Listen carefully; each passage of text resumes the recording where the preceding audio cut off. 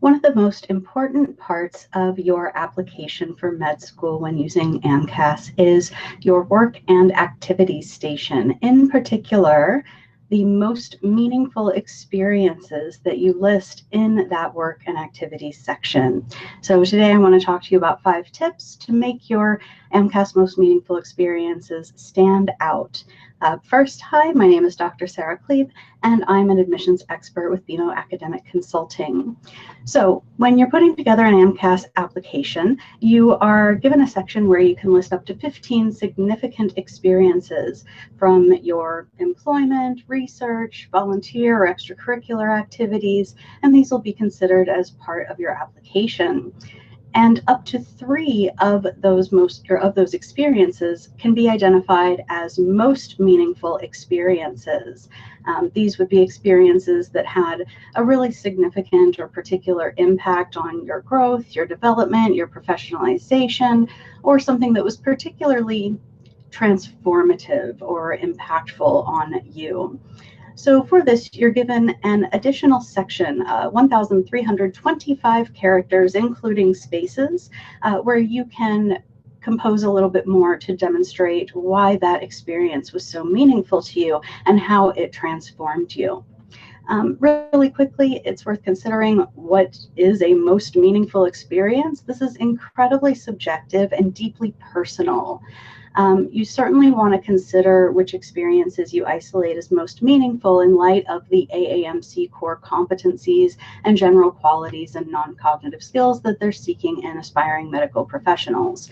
So things like a sense of social responsibility, cultural competence or sensitivity, leadership, management, compassion, empathy, altruism, initiative, collaboration, good communication skills. All of those things are part of those core competencies. And so taking time to really reflect on the experiences that you've had and determining which ones were genuinely meaningful for you and which ones allow you to demonstrate your development of those qualities is a good strategic way of approaching this project. But I really want to emphasize, in considering this strategically, you do need to ask the question, what is most meaningful to you? You want to think strategically. That's fine. You need to do that so that you're clearly sort of articulating these experiences in ways that reflect the qualities that they're looking for. But you also want to make sure that you're being authentic in doing so. It might seem like the best idea to highlight the biggest, most sort of flashy, impressive sounding roles, but those might not actually be the most meaningful to you. Maybe you were the president of a large club or your organization on campus. Maybe you were a member of Model UN, and that's awesome. And if those were genuinely meaningful experiences for you, then by all means highlight them and talk about them. However, it's also entirely possible that a volunteer position handing out meals at a free kitchen or volunteering to run weekly activities in a retirement community had a much more deep and meaningful impact on who you are, both as an aspiring med student and as a person. You want to make sure that you're speaking genuinely. It's easy to detect feigned enthusiasm, we'll say. If this wasn't something that truly affected you on a deep and personal level, it will be evident. The reviewers of applications are trained to notice that. So if you had those big flashy experiences and those genuinely were the most meaningful experiences to you, totally fine. Nothing wrong with picking big flashy experiences, but you need to make sure that you're being genuine as you're making these considerations. So with that said, let's talk about these tips. Tip number 1 is to make sure that you're standing out from the crowd. Remember, everyone who's applying to medical school, or at least most people who are applying, are going to have strong grades, high GPA, strong standardized test scores, and all of that. So this is why you need to think on that more subjective, deeply personal level, because you are the only person who's had the experiences, the exact experiences in the exact way that you have. And you're the only person who has been impacted in such specific ways through the experiences that you've had, the ways that those experiences inform each other, and the way that all of those experiences have come together to make you who you are.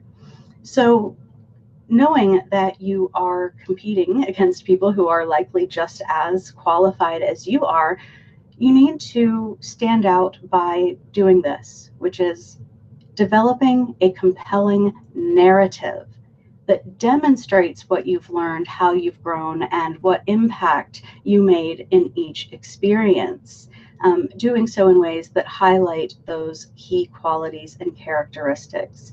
And when I say construct a narrative, I mean exactly that. Use anecdote, use story, use reflective, demonstrative prose to engage your reader. And that leads me to number two. Tip number two, it's a story, not a list. Which is to say, you shouldn't be using those 1,325 characters to name as many qualities as possible to say, oh, in this position, I developed compassion and professionalism, and my good communication skills were valued by my peers, and this was really a transformative experience. That's a list of qualities. That doesn't actually show me anything if I'm reading your application. It tells me that you think that you have developed certain skills, but it doesn't actually demonstrate those skills to me or those qualities to me. So one way you can do this is to craft sort of a vignette, which is to say a brief illustration or description that captures a particularly poignant, representative moment of your time or your experience in that position. So while perhaps you might be initially inclined to list a number of responsibilities that you had, to talk about the ways in which you supported others in really sort of abstract ways, you want to avoid that. You want to craft a story that grabs your reader's attention, draws them in, and allows them to see your experiences through your eyes. Don't just tell me that you developed the ability to stay calm under pressure. No, tell me a story about a time that you were put into an incredibly stressful, pressured situation, and tell me in that story how you kept a calm head, a calm demeanor, and how that calm demeanor was demonstrated, what the effects or the outcomes of that position or that perspective actually were. How did this all play out? Put me in the room with you, watching you do this. So use your descriptive narrative, use prose-like storytelling, fluid writing to set a scene that is representative of your time. This is something most people don't do. Most of these applications will be those sort of lists of tasks and qualities. And let me tell you, reviewing applications, if you're an admissions member of the admissions committee and you have to review all of these applications, hundreds, maybe thousands of them, and you keep seeing the same list of activities, tasks, strategies, and qualities over and over and over again, starts to make your eyes glaze over. It's not an engaging and compelling read.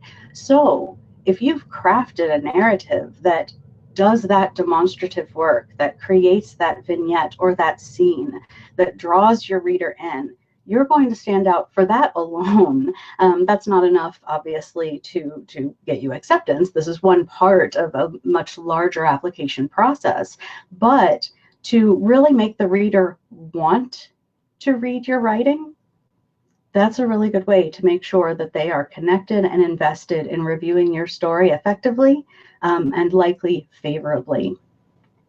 So tip number 3 is related to this, and it's a tip that we give in so many different ways, so many different contexts, and that tip is show, don't tell, which is to say, use your language to show how you developed, not just telling us that you have developed.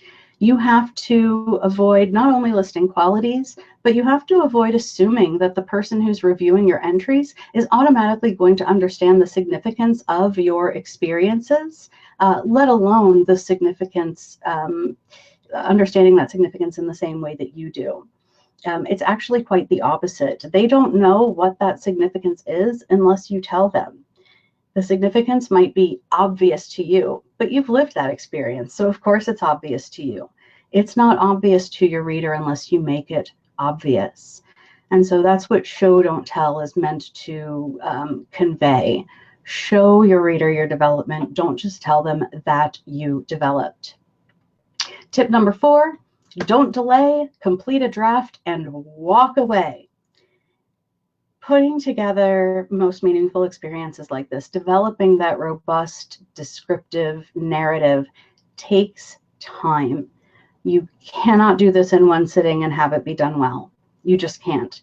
In a little bit, I'll be posting a link to a blog on this exact topic so that you can review these ideas in more detail. And as part of that blog, I constructed a most meaningful experience entry. Now, I am an experienced writer. I have been working with BeMo for quite a while now, and I've reviewed tons of applications and things like that, and I teach academic writing. So writing is something I am well versed in and have been for more decades than I'd like to admit. It still took me a few hours to get that ideal, most meaningful entry perfect. I started on it one evening. I did some initial work, did some editing work, then put it away, came back to it the next day, and then put in more work to make it exactly what I want it to be, to make sure that I am maximizing every single one of those 1,325 characters. It takes time. There's no substitute for time. You really need to start early so that you can have that opportunity to walk away and review it with fresh eyes, and then walk away again and review it again with fresh eyes. All the time, constantly reconsidering, re-editing, reformatting, rewording to squeeze every bit of potential out of those 1,325 characters. So, finally, tip number 5, get expert feedback. It is very difficult, especially if you aren't specifically trained in writing, to get your writing to this level, to get it to do what you want it to do. Again, when we're writing, we're in our own heads, and the significance of so many things is completely clear to us, but wrapped up in our own headspace, it's hard to figure out if we're making our ideas as accessible to others as we want them to be. So, professionals can, number 1, make sure that your writing is fluid, solid, free from grammatical errors or inconsistencies, things that are really easy to miss, again, when you're just reading silently to yourself. A little side tip there, I will say tip 5.5, when you think you've gotten your writing where you want it to be, read it aloud. And I know that sounds weird, and I know it sounds like it won't make any difference, and I know it's really awkward to sit there and read your own words aloud to yourself, but it is one of the most helpful pieces of advice that I have ever gotten in my writing, and I got it around 20 years ago when I was in undergrad, and I'm so thankful for it. When we're reading our own words in our own head, it's very easy to overlook areas where the pacing is sort of off, or the language is a little awkward, or maybe the verb tenses don't consistently agree. But when you're reading aloud, it's like shining a spotlight on all of those little things. If you find yourself unable to identify the sort of pace of the sentence, if you have to sort of stop and start the sentence over to get the tone right as you're going through, that's an area that's going to be difficult for your reader to process as well. So back to expert feedback. On top of that kind of sort of grammatical or stylistic review, an expert's also going to be able to tell you if your writing is doing what you want it to do, and if it's doing it as effectively as possible. Again, it's very hard to do this on your own if you don't have specific training for it. Transporting your reader into your own headspace and helping them see the transformative nature of your experiences through your own eyes is incredibly difficult. And even experienced writers have difficulty with this. And that's why all writers have editors, whether they're academic or non-academic writers. Even the most well-known, decorated, multi-time published, award-winning authors rely on others to review their work so that they can ensure that everything is conveyed effectively and with maximum intended impact. Whoever your favorite author is, they have an editor. Whoever your favorite scholar is, they have an editor. We all have editors because we need someone to do that work for us. That's not being weak or insecure, that's being mature and understanding the natural limitations that we all have and how to most effectively get past them. So that's why we have application review packages at BeMo that include review of the AMCAS Work and Activities entries, as well as your personal statement, strategy sessions to think through how to get started on all of this in the future, identifying which elements of your experiences are most strategically useful and most meaningful to you, and how to effectively reflect all of that in that tiny, tiny bit of 1,325 characters with spaces. So I hope that this was helpful and that you enjoyed this video. If you did, please do go ahead, like it, share it with a friend who might benefit from it, subscribe to our videos on YouTube, follow us on Facebook, and feel free to comment with any questions you might have. If you'd like us to help you with your application, please do follow the link that should appear either above or below this video to see our application review packages and to schedule a free consultation. We'll set you up with one of our admissions experts to answer any questions you might have and get you started on your preparations. We have programs to suit any of your needs, and we are happy to work with you to determine which plan will support you most effectively. As ever, thank you so very much for your time. Take good care, and I will see you next time.